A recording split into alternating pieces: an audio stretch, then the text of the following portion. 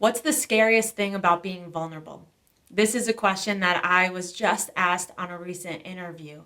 And the irony of it was that my answer had everything to do with the fear right before I went live on this interview.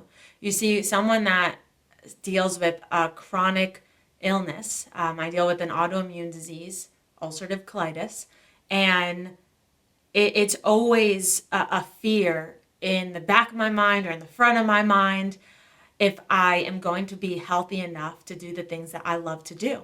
And the thing about this illness is that it could pop up at any moment. And 5 minutes before I'm supposed to go live for this interview, I all of a sudden am not feeling well. And when I don't feel well with my autoimmune, there's no way that I could be live. And there's a sense of urgency, there's pain, there's just a lot of fear.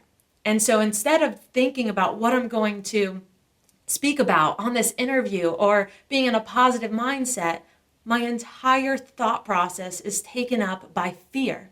And so when I was asked this question, what's the scariest thing about being vulnerable? It's that some of the stories that are in my new book, Adaptable, are things that I didn't overcome. I didn't overcome them. I'm still living with them. So when you're reading one chapter very specifically is extremely embarrassing. And when you're reading it, it'd be one thing if that happened in my past or my childhood, and now I overcame it. So it's okay to share an embarrassing story. But those stories are still very much happening to me and in my life every single day. But I'm still showing up. And so while it's scary, I know that it's needed. One, because if I didn't do it, I wouldn't be able to live my dreams. I wouldn't be able to impact the people that I speak to, that I serve, all of you watching this. But at the same time, it doesn't mean that I just have all this, I'm just this fearless leader. I always say that if anything, I'm a fearful leader.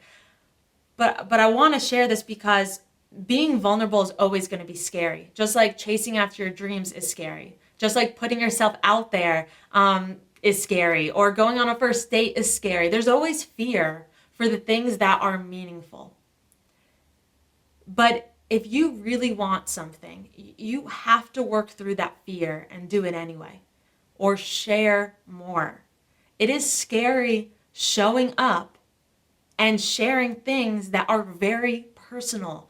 And why do I do it? I mean, I ask myself that all the time, but I know that my stories have impacted people, have changed people's lives, and I share it because I think that the world just will become a better place when more people are open, when women break down the walls, get vulnerable, get real, and not just share all the whole highlight reel.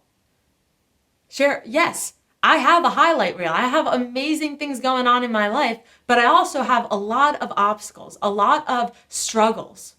Here I am being interviewed on this really big platform, and here I am in so much fear that I'm not going to feel well, in so much fear of things that are still very much part of my present, even though there's so much in my past.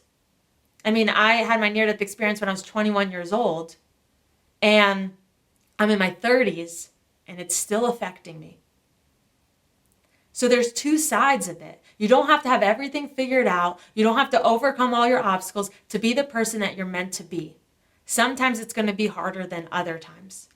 But that for sure is a real scary thing. So don't think that the people that are out there being vulnerable, speaking up, using their voice, just have all this courage. I mean, they do have the courage, but have all of this bravery, or they just don't have fear. They have courage because they're doing it in spite of the fear itself. And we're just like, if you feel fear to share something that's personal to you, so do I.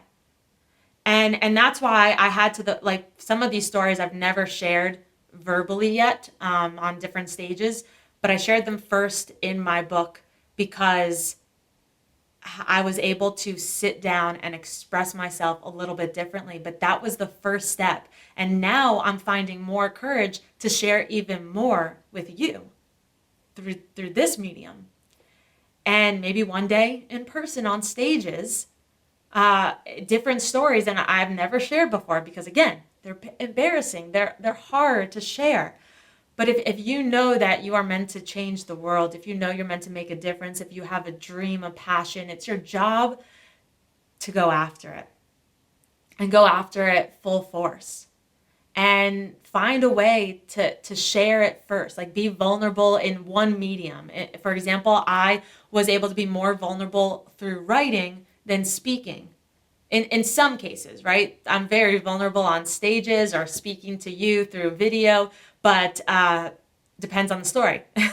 And so if speaking is something that's still scary for you, try writing. If writing is something like, I can never put this on paper, try talking with your mom or your best friend or your partner.